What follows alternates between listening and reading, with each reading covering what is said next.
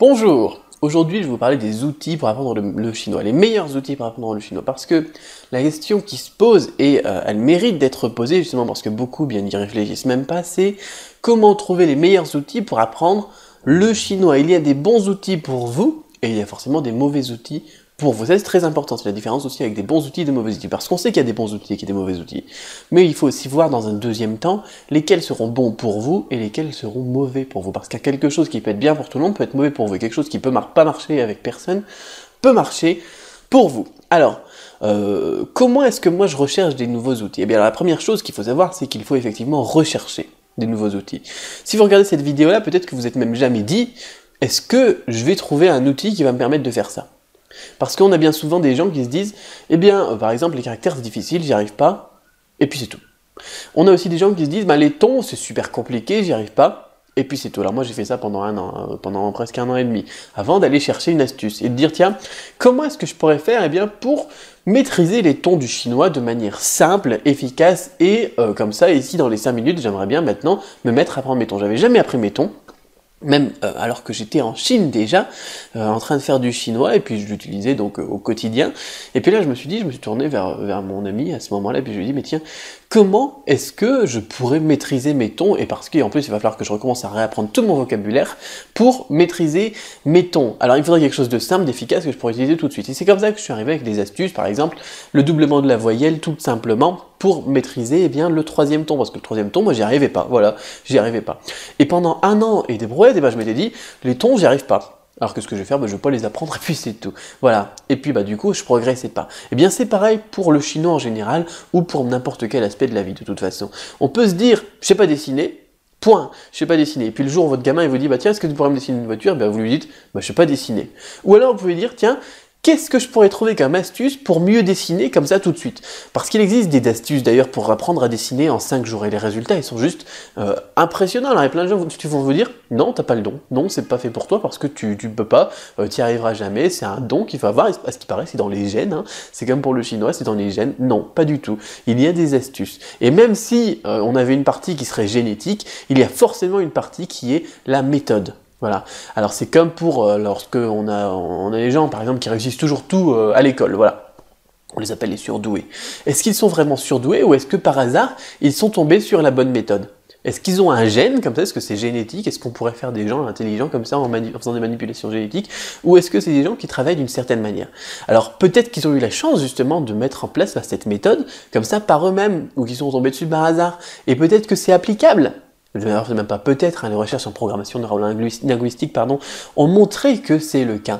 Et que les méthodes utilisées par les premiers de la classe, eh bien, on peut les appliquer aux derniers de la classe. Et effectivement, après, bon, on a aussi une question de motivation, hein, mais je pense que si vous regardez toutes ces vidéos sur le chinois, eh bien, vous avez la motivation pour aller faire du chinois qui vous permet, eh bien, de le faire. Donc il faut savoir, dans un premier temps, aller rechercher les outils. Voilà. Si vous n'avez pas cherché des outils, si vous ne cherchez pas à résoudre vos problèmes pour le chinois ou pour autre chose d'ailleurs, vous ne les résoudrez pas. Et si vous dites, bah, c'est pas possible pour moi d'apprendre le chinois, bien effectivement, vous avez raison. Parce que vous n'allez pas justement faire ce qui va être nécessaire pour que ça soit possible.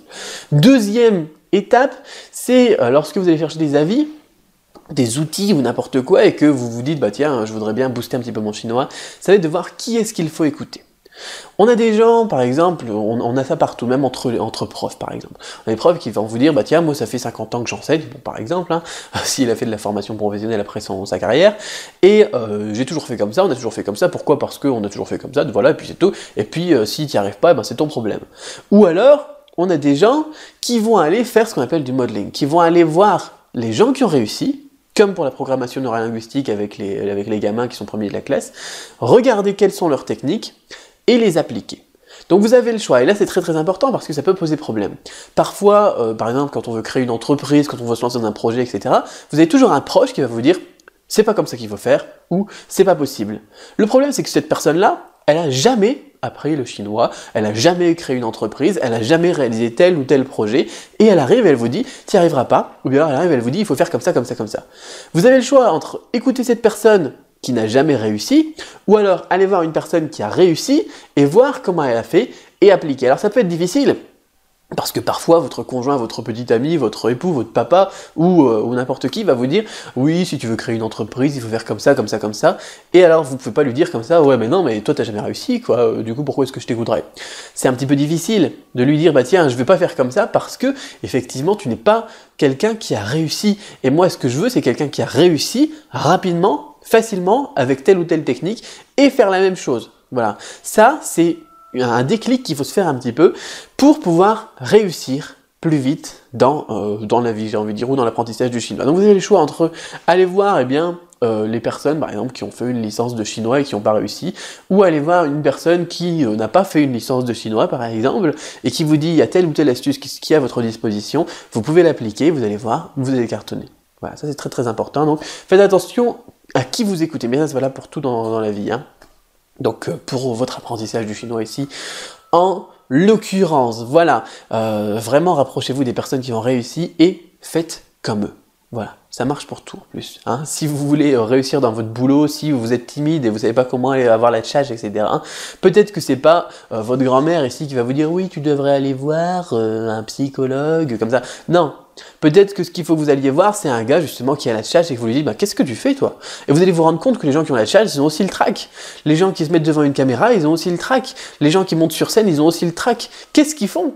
Et c'est ça qui est important. Qu'est-ce qu'ils font pour que ça marche? Et qu'est-ce que vous pouvez faire aussi? Parce que votre grand-mère, eh bien c'est bien gentil, vous allez voir un psychologue, et peut-être que le psychologue, eh bien, il n'est jamais monté sur scène. Voilà. Et peut-être que le jour où il montera sur scène, eh bien il aura le trac. Voilà, c'est tout bête, mais c'est quelque chose qu'il faudrait vraiment mettre en place dans les aspects de votre vie, en l'occurrence donc pour nous aujourd'hui, dans l'apprentissage du chinois. Donc très très important. Première chose, si vous voulez des bons outils, eh bien allez chercher les outils. Deuxième chose, si vous voulez des bons outils, eh bien écoutez les personnes qui ont réussi et qui vous proposent des outils.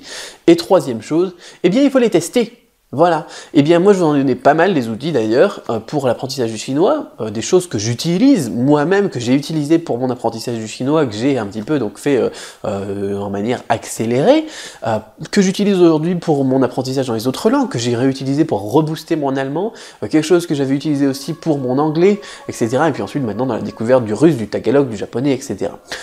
Ou bien, alors donc une fois que vous avez testé tous ces outils là, vous avez deux choix. Soit eh bien ils marchent pour vous, soit ils ne marchent pas.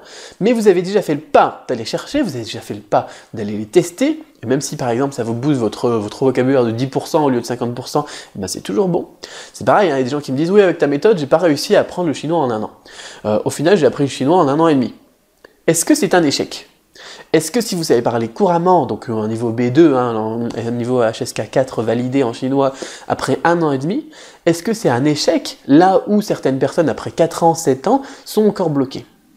Alors bien évidemment, c'est possible en un an, mais par exemple, il y a des gens qui vont le faire en bossant à fond 3 heures par jour, en comptant à la pratique 6 heures par jour. Je connais des gens qui font des caractères, ils sont passionnés par les caractères avec ma méthode, et ils les écrivent, et ils y passent presque 6-7 heures par jour. Ils ont la chance d'ailleurs de pouvoir passer leur temps là-dessus. Mais est-ce que c'est un échec? Ils vont me dire, oui, mais j'ai pas passé 30 minutes par jour du coup. Ou est-ce que bien c'est des gens qui du coup maintenant parlent chinois, écrivent le chinois, sont passionnés et ont réussi au final?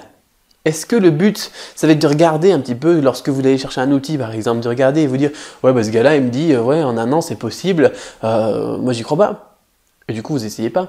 Est-ce que le but, ça va être d'écouter votre petite sœur, par exemple, qui vous dit « Oui, mais moi au lycée, j'ai fait du chinois, les tons c'est vraiment impossible. » Et là, vous allez vous dire, oui, bah, ma petite sœur, elle m'a dit, les tons, c'est impossible, du coup, c'est impossible. Ou est-ce que vous allez essayer? Est-ce que vous allez regarder les personnes qui ont réussi? Est-ce que vous allez tester? Voilà comment est-ce qu'on trouve les bons outils, les meilleurs outils. Voilà comment est-ce que moi, je cherche les outils. Et c'est vraiment difficile. Par exemple, j'ai plusieurs entreprises. Parfois, pour le business, eh bien, mon épouse ou même mon beau-père, par exemple, mon beau-père qui a ouvert des restaurants, qui a fait des trucs à l'international, etc., de l'import-export, etc., il vient me donner des conseils. Sauf que, eh bien, il a fait faillite. Voilà. Et il a complètement, on va dire, raté au final donc tout ce qu'il avait entrepris. Les restaurants, il les a fermés, café aussi, un café au Cambodge, enfin bon, des choses comme ça, il a fermé. Ensuite, il s'était lancé dans un business d'import-export, ça a fermé aussi. Alors, qu'est-ce que je dois faire quand il vient me voir et il me dit, bah tiens, oui Cédric, toi, pour ton business d'import, tu devrais faire ça. Tu devrais, par exemple, monter ton prix pour tel produit. Qu'est-ce que je fais? Est-ce que Bon alors bien évidemment, je vais pas lui dire comme ça, mais est-ce que je dois l'écouter ou est-ce que je dois mettre ça de côté et aller voir un petit peu ce que mon ami ici, qui a un business qui cartonne au Portugal, en Suisse, en Amérique, enfin j'ai pas mal de relations, il me dit, est-ce que je devrais prendre le conseil de ces personnes-là ou est-ce que je devrais prendre le conseil de mon beau-père? Voilà. Si je veux réussir, bien évidemment. Si je veux faire plaisir à mon beau-père, bien évidemment, je peux monter les prix, par exemple, et faire faillite. Mais si mon but c'est de réussir, qu'est-ce que je vais faire? Et qu'est-ce que vous allez faire pour apprendre le chinois? Qu'est-ce que vous allez faire dans votre choix des outils pour apprendre le chinois? Voilà les questions qu'il faut se poser, les bonnes questions qu'il faut se poser dans la vie et dans votre apprentissage. Voilà, bon, c'est mon point de vue après, hein, vous en faites ce que vous voulez, mais au moins, comme ça c'est clair.